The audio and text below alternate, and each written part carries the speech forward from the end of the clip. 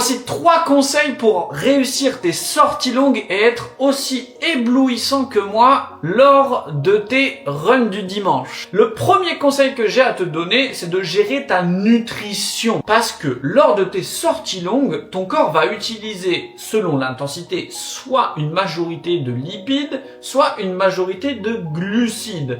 Donc, afin d'avoir des réserves, exactement comme une voiture, afin d'avoir des réserves nécessaires, il va falloir que tu te recharges. Donc si tu t'entraînes le matin, tu peux manger de façon plus conséquente le soir et recharger en glucides en mangeant par exemple un gros plat de pâtes ou de riz ou de pommes de terre, etc.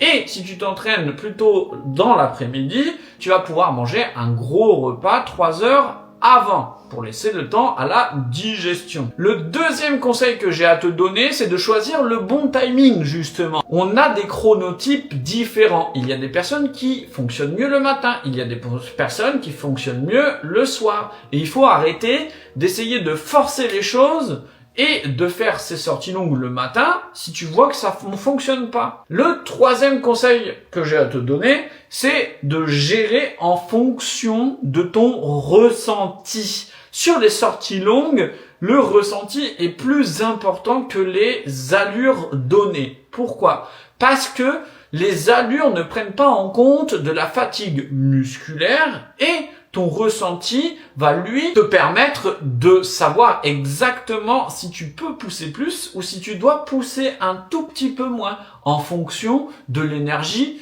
du jour. Voilà, si tu veux plus de conseils en course à pied, abonne-toi à mon compte.